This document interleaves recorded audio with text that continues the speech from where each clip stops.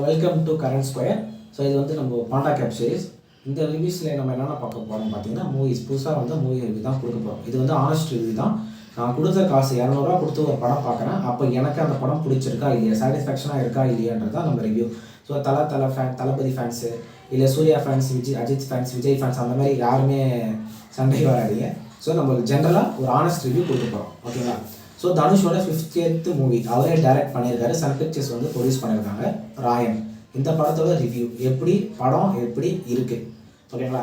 So இந்த படத்தில் வந்து பார்த்தீங்கன்னா சோ மெனி ஸ்டார்ஸ் இருக்காங்க. பிரகாஷ் ராஜ், சந்தீப் கிஷன், செல்வராகவன், அதுக்கப்புறம் பார்த்தீங்கன்னா காளிதாஸ், ஸோ அதுக்கப்புறம் எஸ்ஜே சூர்யா, அந்த மாதிரி இளவரசு, அபர்ணா, அந்த மாதிரி நிறைய கேரக்டர்ஸ் இருக்காங்க. ஸோ படம் எடுக்கும் போதே அவங்களுக்கு தெரியும், ஷூட்டிங்கும் சரி, நம்மளோட ஆடியோ லான்ச்சும் சரி, படத்துலேருந்து மோஸ்ட்டாக எந்த ஒரு லீக்கேஜும் கிடையாது. கரெக்டாக இந்த மாதிரி இந்த சீன் வராங்க, இவங்க கேமரா பண்ண போகிறாங்க அப்படின்ற லீக்கேஜே கிடையாது. அதுக்கு ரொம்ப சீக்கிரட்டாக வச்சுருக்காங்க அப்படின்னு நினைக்கிறாங்க. ஆனால் நம்ம பார்த்தீங்கன்னா படத்தில் லீக்கேஜ் பண்ணுறதுக்கு ஒன்றுமே இல்லைங்க சொல்லப்போனால், ஓகேங்களா? படம் வந்து ஒரு அறுது பழசான ஸ்டோரி, அதை ஒரு இன்ட்ரெஸ்டிங்காக காமிச்சிருந்தாருன்னா படம் ஹிட் ஆகிடும்.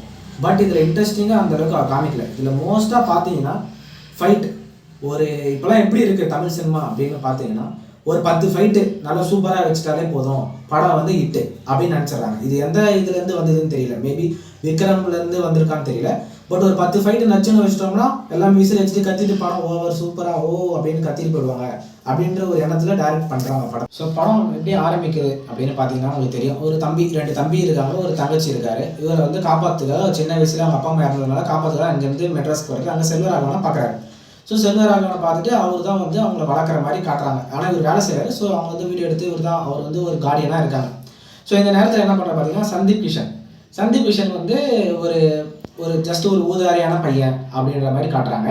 அதுக்கப்புறம் ஒரு கேரக்டராக ரிவீல் ஆகுது, அவன் தம்பி எப்படி, தங்கச்சி எப்படி அப்படின்னு சொல்லிட்டு. ஸோ அந்த ஏரியாவில் 2 பெரிய ரவுடிஸு, எஸ்ஜே சூர்யா நடிப்பு அரக்கன், ஓகேங்களா? அவர் வந்து ஒரு கேங்ஸ்டர். இந்த பக்கம் வந்து சரவணன், அவர் ஒரு கேங்ஸ்டர். இவங்க 2 பேருக்குள்ளே நடக்கிற பிரச்சனை. இதில் அந்த பிரச்சனைனால தனுஷ்க்கு என்ன ஆகுது, அதுதான் இந்த ஸ்டோரி. இதில் முக்கியமான கேமியோன்னு பார்த்தீங்கன்னா நம்ம பிரகாஷ் ராஜ், ஓகேங்களா? அவர் வந்து ஒரு போலீஸ் கேரக்டராக வராது. ஸோ எப்படின்னு பார்த்தீங்கன்னா, அவங்க அப்பா வந்து இந்த 2 கேங்ஸ்டர்ஸில் ஏதோ ஒரு கேங்ஸ்டர் கொண்டதாகவும், அதனால இந்த சிட்டியில் இருந்த கேங்ஸ்டர்ஸ் எல்லாம் அவர் ஒழிக்கிறதாகவும் அவர் சபதம் போட்ட மாதிரி போட்டுட்டு இதில் வந்து ஒழிக்க போகிறேன் அப்படின்னு சொல்லிட்டு ஒரு காட்டுறாரு. இதுதான் அவரோட கேரக்டரைசேஷன். அப்படி இருக்கும் போது அப்போ அவர் அவ்வளோ பெரிய போலீஸ்னால் அவர் என்ன காமிச்சிருக்கணும், ஒரு பெரிய போலீஸ் ஃபோர்ஸ் காட்டணும், ஓகேங்களா? ஸோ அவர் பவர்ஃபுல்லான கேரக்டர் நீங்கள் சொல்லும் போது அதுக்கேற்ற மாதிரி பவர்ஃபுல்லான சீன்ஸ் இருக்கணும். அவர் என்னன்னு பார்த்தீங்கன்னா, ஜஸ்ட்டு இந்த மளிகை கடையில் இருக்கிற மாதிரி, இந்த இப்போ ஒரு ஹோட்டல் வச்சிங்கன்னா இப்போ ஒரு பரோட்டா மாஸ்டர் இருப்பார், ஒருத்தர் பில் போடுறவர் ஒருத்தர் இருப்பார், வெயிட்டர் ஒருத்தர் இருப்பார். அந்த மாதிரி அவர் ஒரு ஓனரு, அவர் கூட ஒரு போலீஸு சும்மா போயிட்டு அங்கேயும் இங்கேயும் வராரு. அது கூட பார்த்தீங்கன்னா அறந்தாங்க நிஷா. ஸோ இந்த 3 போலீஸு, இந்த 3 போலீஸை வச்சு ஒரு 3 கேங்ஸ்டர் அவர் ஒழிக்க போகிறேன் அப்படின்னு சொல்லிட்டு ஒரு காட்டுறாரு. ஸோ இந்த நேரத்தில் இந்த விஷயத்தை பார்க்கும் போதே தெரியுது அவர் எந்த அளவுக்கு நம்ம தனுஷ் வந்து ஒரு டேரக்டராக இம்ப்ரூவ் ஆகியிருக்காரு அப்படின்றது உங்களுக்கு புரியும், ஓகேங்களா? ஸோ 2வது கட்டம், இப்போ சந்தீப் கிஷனுக்கு வந்து அவர் ஒரு லவ் ஸ்டோரி காட்டுறாரு, ஒரு வீணாக சுற்றிட்டு இருக்காரு, அந்த மாதிரி காட்டுறாங்கல்ல. அவர் வந்து ஒரு கட்டத்தில் என்ன ஆகிடுதுன்னா, ஒரு கட்டத்தில் நம்மளோட சரவணன் அவரோட பையன், ஓகேங்களா? அவர் பையனு தெரியாமலேயே அவரை வந்து கத்தியால் குத்தி சாப்பிடுச்சுறாங்க. ஸோ இந்த ஸ்டோரியை வந்து என்ன நினைக்கிறாங்கன்னா, எஸ்ஜே சூர்யா தான் அவங்க பையனை கொன்னதாக, அதனால வந்து செகண்ட் ஹாஃப்ல என்னென்ன பிரச்சனை வரப்போகுது அப்படின்னு சொல்லிட்டு பிரகாஷ் ராஜ் வந்து ஒரு பிளானிங்ல இருக்காரு. ஸோ இவங்க 2 கேங்ஸ்டருக்குள்ள அடிச்சுப்பாங்க, நம்ம ஜஸ்ட் வேடிக்கை பார்க்கலாம் அப்படின்ற ஒரு விஷயத்துல தான் இருக்காரு. செகண்ட் ஹாஃப் எப்படி இருக்குன்றதை பற்றி நம்ம பேசுவோம், ஓகேங்களா? செகண்ட் ஹாஃப்ல என்ன பேசலாம், பேசுறதுக்கு ஒன்றுமே இல்லை. அதுதான் இந்த படத்தோட ஸ்டோரி. ஃபர்ஸ்ட் ஹாஃப் உங்களுக்கு ஓரளவுக்கு பிடிச்சிடும், உங்களுக்கு ஸ்டோரி தெரிஞ்சிடும். செகண்ட் ஹாஃப் வந்து பார்த்தீங்கன்னா ஒரு ரசிக்கும்படியாக பார்த்தீங்கன்னா ஒரு 2-3 சீன்ஸ் இருக்குங்க. அதை விட படத்தில் வந்து வேற எதுவுமே கிடையாது. ஸோ இதுதான் உண்மை. தனுஷ் வந்து அவர் 50th மூவின்றதுனாலே ஃபேன்ஸ் வந்து பார்ப்பாங்க, அவருக்கு ஃபேன்ஸ் நிறைய இருக்காங்க, அதை வசூல் எடுத்துடலாம் அப்படின்றத விட, அவர் ஆஸ் அ டேரக்டராக எனக்கு தெரிஞ்ச அவர் ஒரு ஹீரோவாக வெற்றிமாறன் ஒர்க் பண்ணியிருக்காரு.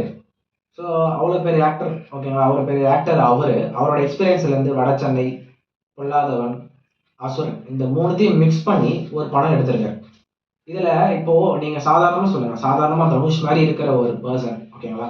ஒரு நம்மளுக்கு தெரியும் அவர் அசுரன் படத்துலையும் சரி, இதுலையும் சரி எப்படி வெட்டியிருக்காரு, கொலை பண்ணியிருக்காரு, எல்லாமே ஓகே. பட் எல்லா படத்துலையுமே ஒரு 100 பேரை அவர் வெட்டுற மாதிரி காமிச்சா யாரும் நம்புவாங்க சொல்லுங்க? இப்போ 2 கேங்ஸ்டர்ஸ்ன்னு இருக்கும் போது அந்த இடத்துல வந்து அவங்க எவ்வளோ பெரிய கொலை பண்ணியிருப்பாங்க, அவங்க அந்த அளவுக்கு ஸ்கெட்ச் போகிற ஆளுங்க எத்தனை பேர் இருப்பாங்க. இவர் பாட்டுன்னு வராரு, நான் 10 பேரை போடுறாரு, அப்படியே ஸ்லோ மோஷன் வாக் ஃபுல்லாகவே படம் ஃபுல்லாகவே ஒரு ஸ்லோ மோஷன் வாக்கு, பின்னாடி ஒரு பிஜிஎம். அது போட்டு வந்து ஒரு 10 பேரை கொலை பண்ணிடுறாரு, 20 பேரை கொலை பண்ணிடுறாரு, 30 பேரை கொலை பண்ணிடுறாரு. அதுக்கு மாசா பில்டப் கொடுக்கறதுக்கு நம்ம செல்வராகவன் வச்சிருக்காரு. அவர் வந்து சிங்கம், அவர் ஓனா, அவர் வந்து பேய் மாதிரி வருவாரு, அவர் எல்லாரையும் கொலை பண்ணுவாரு. ஆக்சுவலா பேய் மாதிரி கொலை பண்றதுக்கு அவர் யாருங்க?